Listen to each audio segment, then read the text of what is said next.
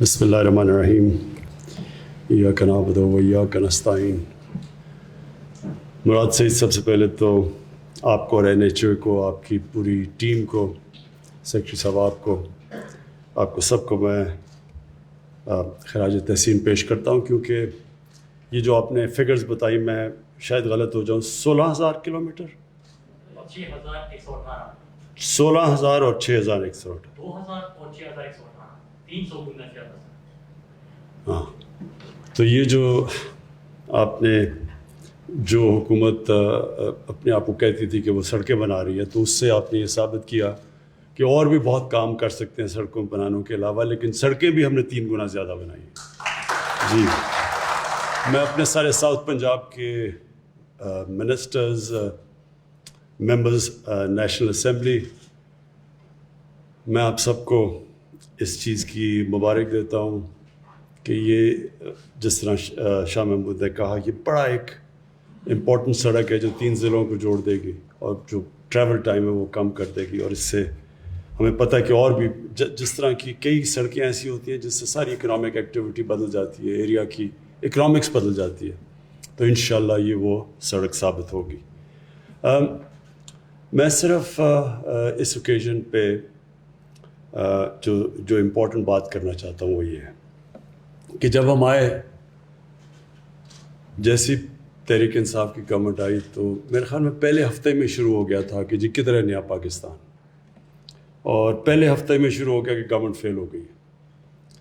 تو ہم نے بڑی صبر سے یہ 2.5 سال سے تھوڑا اوپر، ابھی 3 سال نہیں ہوئے، تو 2.5 سال بڑے صبر سے گزارے. بڑی میڈیا میں تنقید ہوئی، اور اپوزیشن تو خیر مجھے پتا تھا انہوں نے تنقید کرنی ہے جب تک این آر او نہیں ملنا، تو وہ تنقید ہوتی گئی کہ جی پاکستان تباہ ہو گیا. اور پھر ابھی بھی کل ان ساروں نے مل کے کوئی ڈرامہ کیا کہ پاکستان بربادی کی طرف چلا گیا. اور ہم میرے اپنے لوگوں کو بھی یہ بڑا مشکل وقت سے گزرنا پڑا، کیونکہ ہمیں مسلسل ہر روز تنقید سننی پڑی، اور لوگوں کو بھی اس طرح میڈیا نے ایک تاثر دیا کہ ایک دم ایک بٹن آن کرتے ہیں اور نیا پاکستان بن جاتا ہے. اور یہ ایک ملک کے لیے بھی، عوام کے لیے بھی، اور میری اپنی ٹیم کے لیے بھی یہ بڑی ایک بڑا زبردست سبق آپ سب کے لیے. وہ یہ ہے کہ چینج جب آتا ہے ایک معاشرے کے اندر، جدوجہد سے چینج آتا ہے. کبھی بھی کوئی معاشرہ ایک سٹرگل کے بغیر چینج نہیں ہوتا. کوئی بھی چیز دنیا کی تاریخ اٹھا کے دیکھ لیں، اگر آپ سٹیٹس کو بدلنا چاہتے ہیں، سٹیٹس کو کا مطلب یہ ہے کہ ایک وہ نظام جس میں لوگوں نے اپنے پنجے گاڑ لیے ہیں جو کہ اس نظام سے فائدہ اٹھا رہے ہیں، اگر آپ اس کو چینج کرنا چاہتے ہیں تو وہ جو لوگ ہیں جس کو سٹیٹس کو کہتے ہیں، جو ایک نظام کے بینیفیشریز ہیں، وہ کبھی بھی جد و جہد کے بغیر چینج نہیں آتا. یہ بالکل ایسے ہے کہ ایک آپ نے اپنے آپ کو آزاد کرنا ہے، مثلا انگریزوں سے آزادی لینی ہے، تو اس کی ایک بڑی طویل جد و جہد تھی، اس کے بعد آزادی ملی تھی. آزادی کی وہ تو 1857 کے اندر، 1857 میں ایک کوشش، بڑی قربانیاں دے کے لوگوں نے کوشش کی، اور وہ فیل ہو گئی آزادی کی جنگ. لیکن تب سے 1947 تک وہ مسلسل جد و جہد چلتی رہی، اس میں اونچ نیچ آتی رہی. ہمارے جو عظیم لیڈر تھے قائد اعظم، ان کی آپ سٹرگل دیکھیں، کبھی وہ اوپر جاتے تھے، پھر وہ دل برداشتہ ہو کے انگلینڈ چلے گئے، پھر واپس آئے، پھر سٹرگل ہوئی. تو یہ جو آزادی کی سٹرگل ہے، چاہے آپ مافیا سے آزاد ہو رہے ہوں یا ایک کرپٹ نظام سے آزاد ہو رہے ہوں، یہ جد و جہد کا نام ہے. یہ کبھی بھی ایسے نہیں ہوتا کہ ایک دم آپ آزاد ہو جاتے ہیں. جو ابھی جس جگہ پاکستان کھڑا ہے، ایک بہت، میں سمجھتا ہوں کہ 1947 کے بعد یہ ایک بہت بڑی سٹرگل چل رہی ہے پاکستان کا نظام بدلنے کے لیے، مافیاز سے اپنے آپ کو آزاد کرنے کے لیے. ہر جگہ مافیاز بیٹھے ہوئے ہیں، ہر جگہ ان کی کوشش ہے کہ کسی طرح یہ گورنمنٹ فیل ہو تاکہ وہ پھر اسی طرح ایک کرپٹ نظام سے فائدہ اٹھاتے رہے. تو اپنی قوم کے لیے، اپنی ٹیم کے لیے یہ جو آج پاکستان سٹرگل کر رہا ہے یہ سب سے امپورٹنٹ سٹرگل ہے پاکستان کی فیوچر کے لیے, اپنے آنے والی جنریشنز کے لیے, ہماری نسلوں کے لیے بڑی امپورٹنٹ سٹرگل ہے. یہ سٹرگل ہے رول آف لا کی, قانون کی حکمرانی کی سٹرگل. یہ سب سے یہ جو قانون کی حکمرانی کی سٹرگل ہے, اس سے ہی ایک معاشرہ بدلتا ہے. جب یہ طاقتور کو قانون کے نیچے لے کے آتا ہے, وہ دنیا کی تاریخ اٹھا کے دیکھ لیں, وہ معاشرہ اوپر جاتا ہے. آج آپ سارے خوشحال ملک دیکھ لیں, جو بھی ملک خوشحال ہے وہاں قانون کی حکمرانی ہے, وہاں طاقتور قانون کے نیچے ہے, وہاں کوئی چینی مافیا نہیں پھر رہا, کوئی قبضے مافیا نہیں ہے, وہاں کوئی پولیٹیکل مافیاز نہیں ہے. کہتے ہیں کہ جی ہمیں NRO دو نہیں تو ہم گورنمنٹ گرا دیں گے. فوج کو بلا رہے ہیں کہ فوج آ کے گورنمنٹ گرا دے. اپنے آپ کو ڈیموکریٹک موومنٹ کہتے ہیں, فوج کو کہہ رہے ہیں کہ گورنمنٹ گرا دو, کیونکہ ان کا ساروں کا مقصد اپنے انٹرسٹ پروٹیکٹ کرنا ہے. یہ سارے جو مافیاز ہیں یہ اپنے مفادات کی حفاظت کی جنگ لڑ رہے ہیں, اور اس کے لیے وہ تیار ہیں گورنمنٹ گرانے کے لیے, کچھ بھی کرنے کے لیے تیار ہیں. باہر پیسے پڑے ہوئے ہیں ان کے اربوں روپے ڈالر, ڈر لگا ہوا ہے کہ یہ گورنمنٹ آئے گی تو پیسے ان سے واپس آ جائیں گے. ان کی ساری چوریاں سامنے آ رہی ہیں, تو ان کی کوشش یہ ہے کہ اس سے پہلے گورنمنٹ کو کسی نہ کسی طرح گرا دو. تو پہلے تو معیشت تباہ کر دی, یہ ڈرامہ چلتا رہا. پھر پتہ چلا کہ وہ معیشت کرونا کے باوجود, ہندوستان میں ذرا دیکھیں آج کیا حالات ہیں. ہمارا اور ہندوستان کا ایک ہی طرح کے جو آبادی ہے, جو ڈینسٹی پاپولیشن ہے, جو موسم ہے, ہمارا تو ان سے ملتا جلتا ہے. ہندوستان کی حکومت نے کیا فیصلے کیے, آج ان کا کیا حال ہے. ہم نے کیا فیصلے کیے, آج اللہ نے ہمیں کیسے نکالا ہے. اور اس کے باوجود جب ان کا -7 پہ گروتھ ریٹ ہے, ہمارا 4% پہ چلا گیا, جبکہ ہمارے ہندوستان سے بہت برے حالات تھے. ہندوستان کے مقابلے میں پاکستان کے حالات جب کرونا آئی ہے تو دیکھیں ان کے تو بڑے خوشحال, ان کے جو ملکی گروتھ ریٹ تھی, ان کے ریزروز تھے, ان کے روپے پہ پریشر نہیں تھا, ان کے تو ریزروز بہت بڑے تھے. ان کے مقابلے میں دیکھیں کہ پاکستان نے کس طرح یہ ایک سال, پہلا سال سٹیبلائز کرنے میں لگایا, دوسرا سال کرونا آ گئی, کرونا سے پھر اپنے لوگوں کو بھی بچانے کی کوشش کی, اپنی معیشت کو بھی بچانے کی کوشش کی. اور اللہ کا شکر ہے, کوشش انسان کرتا ہے, کامیابی اللہ دیتا ہے. تو جو آج جدھر ہم کھڑے ہیں اور جدھر آگے ہم جا رہے ہیں, اب میرا ایمان ہے کہ جو سب سے مشکل وقت تھا اس سے ہم نکل گئے ہیں. آگے جو انشاءاللہ وقت آ رہا ہے, یہ پاکستان کی جو ترقی آ رہی ہے وہ یہ نہیں ہوگی جس طرح پہلے کے سائیکل اوپر نیچے جس طرح ہم جا رہے تھے. یہ اب پاکستان وہ ادھر سے سفر شروع کرے گا جدھر سے ایک وقت پہ سارے ایشیا کے اندر پاکستان کی چوتھی اکانومی تھی 1968 میں. انڈیا, جاپان, چائنا اور انڈیا کے بعد چوتھا پاکستان تھا. اور اس کے بعد دیکھیں کہ ہم کدھر چلے گئے. تو وہ پھر سے وہ ساری جو پالیسیز ہیں, اپنی انڈسٹری کو انکریج کرنا, اب اپنے ایگریکلچر کو اٹھانے لگے ہیں.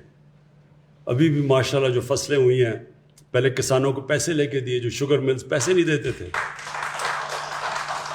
ایک سال بیچارہ کسان انتظار کرتا تھا. پہلے اگر 180 ریٹ ہے تو 120 روپے ملتا تھا اس کو.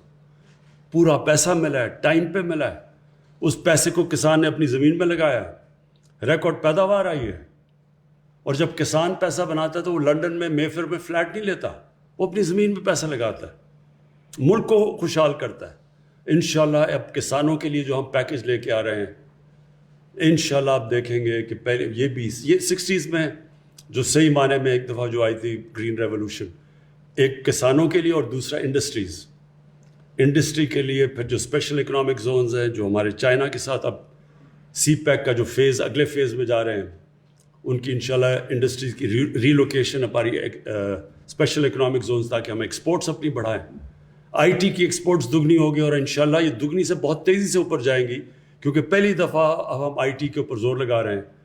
اور ہمارا ینگ پاپولیشن ہے, آئی ٹی کے اوپر زور لگایا تو یہاں تو بہت پوٹینشیل ہے. جو آج جو وہ کام کریں جو 20 سال پہلے کرنے چاہیے تھے, جو ہندوستان نے کیے, اور جو آج ان کی 80 یا 90 ارب ایکسپورٹ ہے آئی ٹی کی, ہم کہاں سے کہاں جا سکتے تھے اگر ہم یہ پہلے جو اب ہم چیزیں کر رہے ہیں. اس کے بعد 10 ڈیمز بن رہی ہیں پاکستان میں. پہلی دفعہ واٹر سٹوریج کے اوپر زور لگایا, کلین انرجی کے اوپر. ہمارے پاس 50,000 میگا واٹ کا ہمیشہ پوٹینشیل تھا ہائیڈرو الیکٹریسٹی کا, لیکن کسی نے, کیونکہ اگلے الیکشنز کا سوچتے تھے, کسی نے ڈیمز کا نہیں سوچا. پھر پہلی دفعہ پاکستان میں اتنے بڑے پیمانے پہ آنے والی نسلوں کے لیے ملک کو بچا رہے ہیں گلوبل وارمنگ سے. پاکستان کو ہرا کرنے کے لیے 10 ارب درخت لگا رہے ہیں پاکستان میں. پھر نئی نیشنل پارکس بنا رہے ہیں, سب آنے والی جنریشنز کے لیے, جو کہ آج تک کبھی کسی نے پہلے نہیں سوچا. اور انشاءاللہ جو ابھی تک لوگوں کو اندازہ نہیں ہے کہ, اور جو کیونکہ میں سارے بچپن سے سارا پاکستان دیکھا ہوا ہے, جو ٹورزم میں پوٹینشیل ہے پاکستان میں, کسی کو اندازہ نہیں ہے. ہم نے کبھی سوچا ہی نہیں ٹورزم کا. جو اللہ نے یہاں خوبصورتی دی ہے, جو ڈائیورسٹی دی ہے, جو کہ 12 کلائمیٹک زونز ہیں پاکستان کے, کسی کو, ہمارے اپنے لوگوں کو نہیں اندازہ. اگر آپ کے لنڈن میں سارے بزنسز, بچے اور چھٹیاں اور عیدیں گزاریں, آپ کو کیا پتا کہ پاکستان میں اللہ نے کیا کیا نعمتیں دی ہیں. اور انشاءاللہ آپ دیکھیں گے کہ ٹورزم میں پچھلا سال یہ جو سب سے زیادہ متاثر ہوا وہ ٹورزم ہوا ہمارا. ساری دنیا میں ٹورزم کی انڈسٹری متاثر ہوئی کرونا کی وجہ سے. لیکن انشاءاللہ جیسے جیسے اب یہ ویکسینز, دنیا ویکسینز میں اب کرونا سے اپنے آپ کو بچا رہی ہے اور ٹورزم بڑھ رہی ہے, تو آپ انشاءاللہ دیکھیں گے کہ صرف ٹورزم کے سیکٹر سے ہم اتنے پیسے کما سکتے ہیں کہ ہمیں یہ جو ہمارا مسلسل پرابلم آ جاتا ہے کرنٹ اکاؤنٹ کا, یعنی کہ ڈالرز جو باہر جا رہے ہیں وہ زیادہ اندر آ رہے ہیں, کم ہے, ہمارے روپے پہ پریشر پڑتا ہے. تو صرف ٹورزم سے ہم یہ اپنے ریزروز بڑھا سکتے ہیں, اپنے فارن ایکسچینج بڑھا سکتے ہیں انشاءاللہ آنے والے دنوں میں. جو میں اپنی صرف قوم کو آخری چیز یہ کہنا چاہتا ہوں کہ جو برا وقت ہے وہ نکل گیا, مشکل وقت سے ہم گزر رہے ہیں. انشاءاللہ اب گروتھ کا ٹائم ہے, اب اس کو اپنی اکانومی بڑھانے کا ٹائم ہے, دولت میں اضافہ کرنے کا ٹائم ہے, اپنے ملک کو, اپنے نوجوانوں کو نوکریاں دینے کا ٹائم ہے. ہمارے جو کنسٹرکشن انڈسٹری ہے پاکستان کی تاریخ میں سب سے زیادہ پہلی دفعہ جو انسینٹیوز دیے گئے وہ کنسٹرکشن کو دیے گئے ہیں. اور سیمنٹ سیلز پاکستان کی تاریخ میں کبھی بھی اتنی زیادہ سیمنٹ نہیں بکا جو اب بکا ہے, اس لیے کہ کنسٹرکشن ایکٹیویٹی بڑھ گئی. ابھی جو ہمارا اصل پروجیکٹ ہے وہ صحیح معنی میں ٹیک آف نہیں کیا, وہ افورڈیبل ہاؤسنگ یعنی نیا پاکستان ہاؤسنگ. اور اس کی وجہ یہ ہے کہ ہمارا جو بینکنگ انفراسٹرکچر تھا اس کو بھی عادت نہیں ہے چھوٹے لوگوں کو قرضے دینے کے لیے, گھروں کے لیے. اور ہمارے پاس 2 سال لگے, وہ جو ایک قانون ہے, وہ جب تک وہ قانونی کئی سالوں سے پھنسا ہوا تھا, فورکلوجر لا, وہ تب تک بینک قرضے نہیں دیتے. تو وہ 2 سال 2.25 سال کے بعد وہ قانون ہم نے بینک عدالت سے کلیئر کروایا, اور تب سے اب ہم پورا زور لگا رہے ہیں. اور اب تک 60 ارب روپے کے بینکوں سے 60 ارب روپے کے قرضے کی ڈیمانڈ آ چکی ہے بینکوں میں, جو چھوٹے نئے پاکستان ہاؤسنگ میں یہ جو چھوٹے چھوٹے 5 مرلے کے گھر ہیں, یعنی کہ وہ لوگ جو آج تک سوچ بھی نہیں سکتے تھے کہ ان کا اپنا گھر ہوگا. تنخواہ دار طبقہ, یہ جو مزدور, جو گریڈ 4 پہ کام کرنے والے, سرکاری نوکر, جو پولیس والے, یہ کوئی بھی ویلڈر, میکینکس, یہ کبھی اپنا سوچ نہیں سکتے تھے کہ ان کے پاس اتنا پیسہ گیا گھر بنانے کا.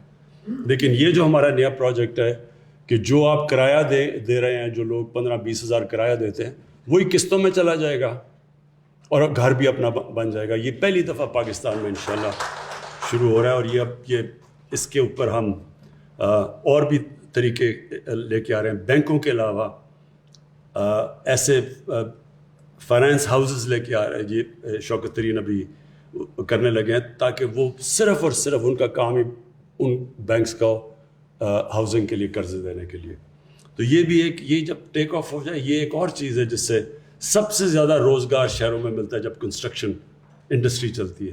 کیونکہ کنسٹرکشن جب چلتی ہے تو 30 اور انڈسٹریز اس کے ساتھ جڑی ہوئی ہیں, تو سارا ایک پورا معیشت اٹھ جاتی ہے اس کی وجہ سے. تو انشاءاللہ آنے والے دنوں میں آپ سب دیکھیں گے کہ جو مشکل وقت میں لوگوں کو مشکلات کا سامنا کرنا پڑا, جو حالات مشکل تھے, بے روزگاری تھی, IMF کا بھی پروگرام تھا جس سے ٹائٹ کیا ہوا تھا انہوں نے, اس کے بعد کرونا بھی تھا. انشاءاللہ آنے والے دنوں میں اپنی قوم کو میں اور خوشخبری دیتا جاؤں گا. شکریہ.